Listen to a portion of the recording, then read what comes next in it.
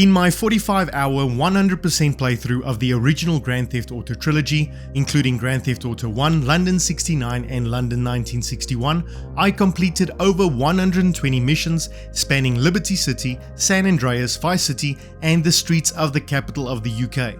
I tackled intricate phone missions, walkie-talkie jobs, and vehicle tasks while uncovering 74 secrets, conquering 89 adrenaline-pumped kill frenzies, and achieved the towering high scores demanded by the era. And if you want to do the same in GTA 6 releasing later this year, then stick around to find out how you can win a copy. But for now, buckle up and let's get nerdy. It's weird to think that Grand Theft Auto once was a top-down, barely narrated crime simulator with no real characters, no deep storytelling, and yet it's exactly where it started. Before Vice City's neon-soaked carnage or San Andreas' sprawling open world, there was GTA 1, and hot on its heels a pair of expansions that most people, even GTA diehards, have long since forgotten. GTA London 69 and its bizarrely named prequel, London 1961.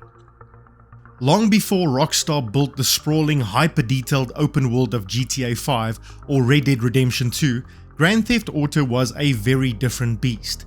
The original GTA and its London expansions weren't about cinematic storytelling or rich world building.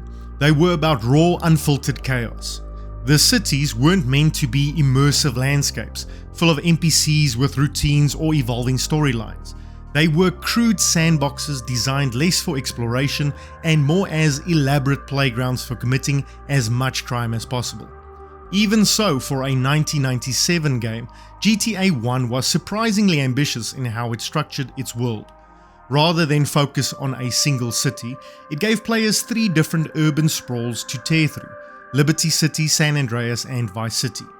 Each of these loosely mirrored a real-life American metropolis, even if their pixelated streets and generic building designs made them nearly indistinguishable from one another. The London expansion took a different approach, transporting players across the Atlantic into a pixelated version of 1960s Britain. It was the first and, to date, the only time that a GTA game has been set outside of North America. It was an interesting experience, but one that came with its own set of issues. When GTA 1 released, Liberty City, San Andreas, and Vice City weren't yet the household names they would become. These cities laid the groundwork for their 3D era counterparts, but in their original form, they were more about function than form. Each city had a different layout, some distinct landmarks, and a handful of aesthetic tweaks, but structurally they all played almost identically. Liberty City was Rockstar's first attempt at creating a fictionalized version of New York, and while it lacked the towering skyscrapers or bustling districts of latter iterations, it still felt like the franchise's most serious location. It was a dense urban jungle of grey buildings, industrial docks, and narrow streets that made police chases more claustrophobic. In truth though, playing GTA 1 in Liberty City didn't necessarily feel that much like New York. The top-down view and simplistic level design meant that there wasn't a strong sense of scale or verticality. There was no real boroughs, no Central Park equivalent, no instantly recognizable landmarks beyond a few vague attempts at bridges and tunnels. Still, Liberty City did set the precedent. It was grimy, crime-ridden, and drenched in cynicism. In later GTA games, Liberty City would become the ultimate parody of American urban life. Here though, it was just a grid of streets for players to rampage through, albeit one that had a slight edge over the others in terms of atmosphere. Similarly, San Andreas wasn't the massive 3-city sprawl we'd get in GTA San Andreas in 2004. It was just a single city, loosely based on Los Angeles. It had wider streets, more freeways, and a slightly more open feel compared to Liberty City.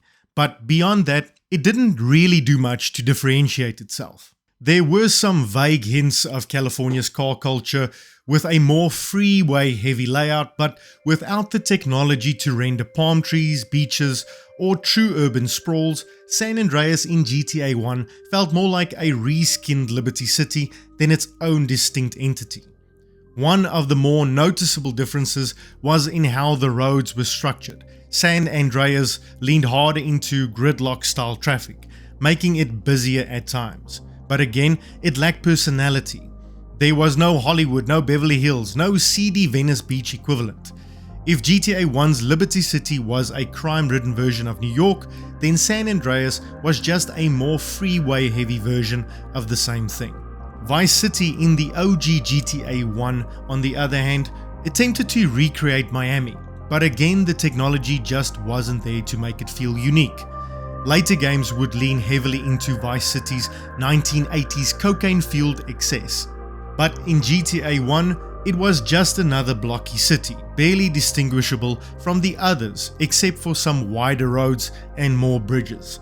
Theoretically, Vice City was supposed to be a more colorful, more tropical setting, but with the GTA 1's limited graphics, that vision didn't translate well. There was no neon-soaked nightclubs, no beachfront properties to admire, just a city that played almost identical to the others. Ultimately, these three cities were ambitious for their time, but they were limited by technology. While they did lay the foundation for the series' future, they didn't yet have the distinct personality that the later games would bring. Then there were the London expansions. These were interesting because, unlike the main GTA 1 cities, they actually attempted to transport players into a different culture, a different time period, and a completely different aesthetic. On paper, this was a brilliant idea. The swinging 60s was one of the most iconic decades in British history. It was a time of radical culture shifts, gangland crime, and changing social norms.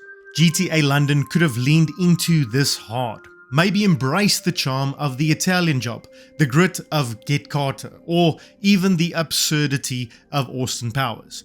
Instead, what we did get was essentially GTA 1 with British accents and a couple of red phone booths. To be fair, London did have some noticeable differences from the American cities. The cars were smaller, the roads were narrower, and the game even forced you to drive on the left-hand side of the road, a novelty for the time. The game included double-decker buses, Mini Coopers and Aston Martin knockoffs, all of which helped sell the illusion that you were in Britain. But beyond the vehicles, GTA London lacked a strong sense of place. The city itself was mostly featureless, with only a few vague nods to British architecture. There was no real sense of history, no recognizable landmarks beyond Big Ben and the Tower Bridge, and no areas that truly felt like London. It was really a city in name only, more of a bland maze of streets that happened to have Cockney gangsters giving you orders. And then there was GTA 1961, which is easily the most forgettable of these three settings. It wasn't even really a full expansion, just a minor add-on that reused London 1969's assets with a few tweaks. The only major addition, a small section of Manchester which looked and felt exactly the same as London. By this point, the novelty of GTA London's experiment had worn off. It felt like a copy of a copy, adding very little new to the experience and failing to make a strong case of why the series should return to Britain. Storytelling in GTA has come a long way since the series' humble beginnings. Today, when you think of Grand Theft Auto, we think of cinematic narratives, well-written protagonists, and intricate crime sagas full of betrayal, double-crossing, and dark humor. But GTA 1 and its London expansions were built in a different time, when plot was more of a backdrop than a driving force. At its core, the original GTA had a story, but it was the kind of story that existed solely to justify the action. You weren't playing a character with a fleshed out personality, motivations, or goals. You were a nameless criminal, an interchangeable avatar, thrown into a world where crime was the only currency that mattered. The missions were loosely strung together by radio calls from faceless crime lords, and the game's narrative never really moved beyond do this job or die. With the London expansions, Rockstar, then DMA Design, attempted to inject a bit more personality into the experience. There was more flavor in the dialogue, more of an attempt to capture the essence of 1960s crime fiction. but ultimately these games were still more about free-form chaos than structured storytelling. The plot in GTA 1 is a patchwork of loosely connected missions given to you by various crime syndicates in Liberty City, San Andreas, and Vice City. Each city has its own criminal underworld, but the story never really changes between them. You start as a low-level thug and took on increasingly dangerous jobs for different gangs, slowly earning respect, money, and notoriety. The game did have some recurring named characters, like Robert Buggy Segliano, Brother Marcus, and Samuel Beaver keep popping up as crime bosses giving out missions, but there wasn't really a grand narrative tying everything together. There was no overarching goal beyond survival and success.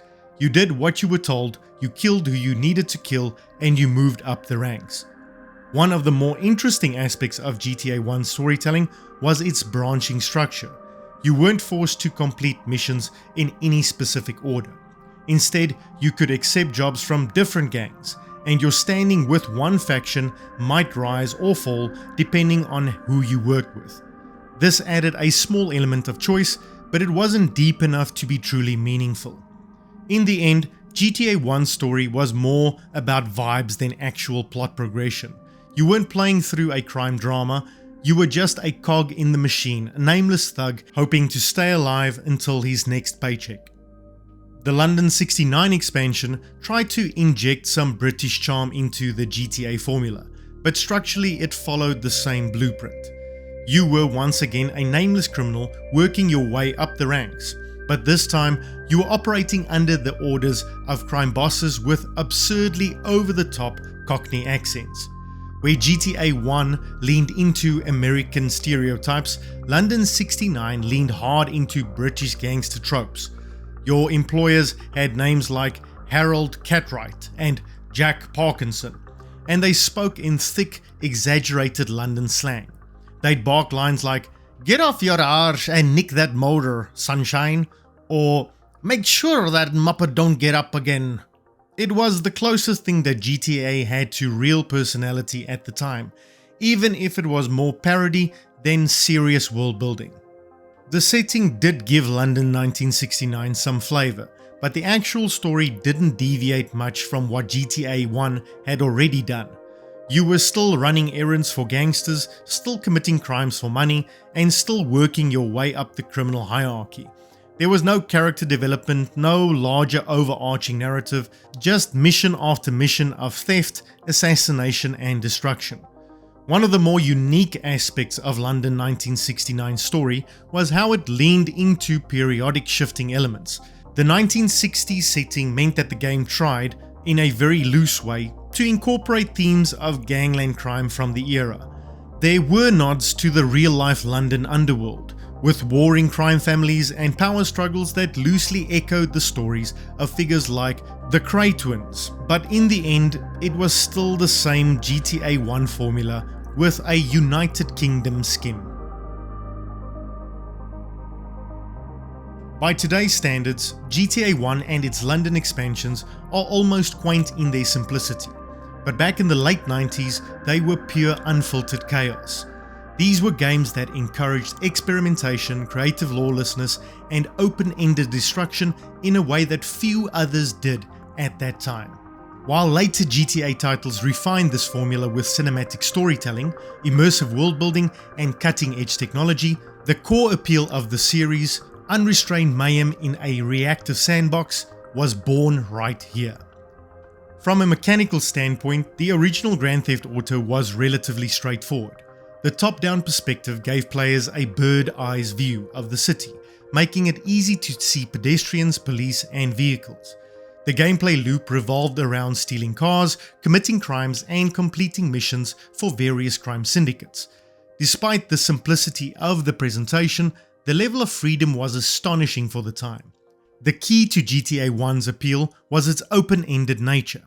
Unlike most action games of the era, which funneled players through linear levels, GTA dumped you into a massive city and basically said, "Go nuts." There were missions, sure, but you didn't have to engage with them if you didn't want to. If you just wanted to joyride, mow down pedestrians, or get into cop chases, that was entirely up to you. Of course, the overhead perspective and primitive graphics made combat and navigation a little clunky. Gunfights were mostly a mess of pixelated sprites shooting in vague directions, and driving at high speeds often resulted in you slamming into an unseen wall or flipping your car in ways that felt unfair. But the rough edges didn't matter, because no other game was offering anything remotely like this level of player freedom.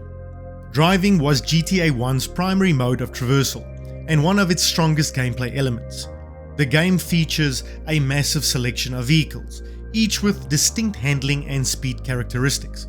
While the physics were simplistic, they were surprisingly functional for a game of its era.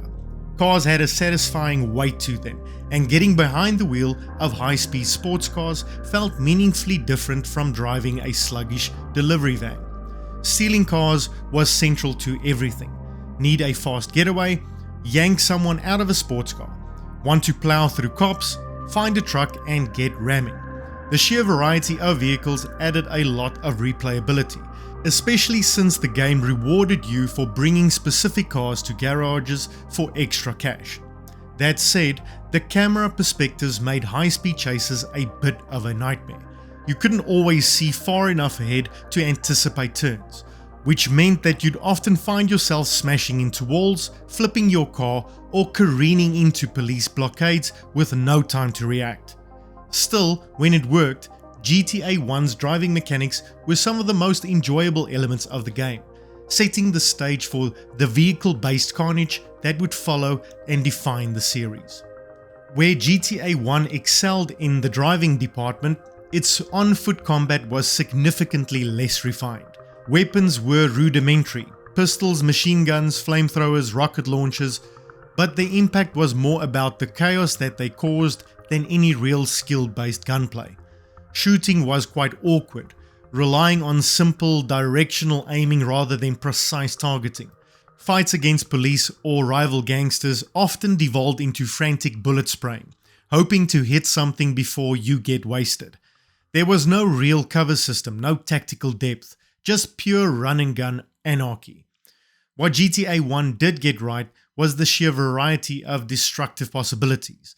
The flamethrower and the rocket launcher were absurdly overpowered, letting you turn city streets into apocalyptic war zones. Exploding cars and massive chains of destructions felt incredibly satisfying, and the game's primitive AI meant that NPCs would often react in unpredictable and often hilarious ways. The wanted system, a staple of the series, was also present in GTA 1, though it was much simpler than the latter games.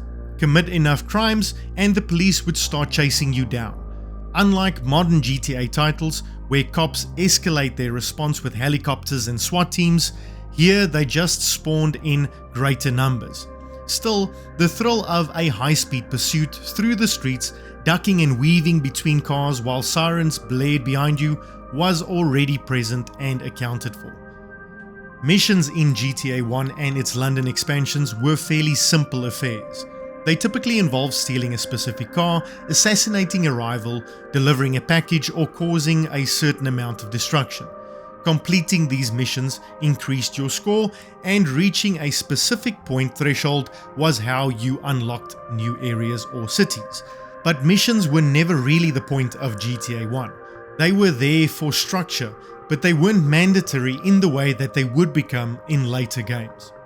If you wanted to spend an entire session just blowing up cars and seeing how long you could survive a police chase, you could do that. The open-ended nature of the game meant that it was just as fun to ignore missions entirely and create your own chaos.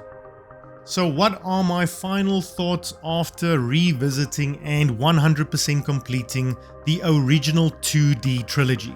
Well, GTA 1 and its London expansions were rough, unpolished, and often frustrating, but they were also revolutionary.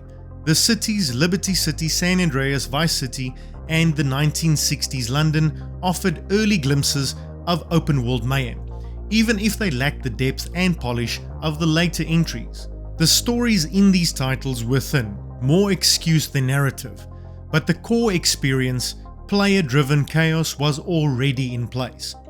These games weren't masterpieces, but they laid the groundwork for the franchise's evolution. And without them, there is no Vice City, no San Andreas, nor GTA 5. If you're still here, thank you so much for sticking around until the end. If you want to win a copy of GTA 6 releasing this year, please remember to leave me a comment down below. Like, share and subscribe, it helps out more than you can imagine. But most importantly of all, stay nerdy.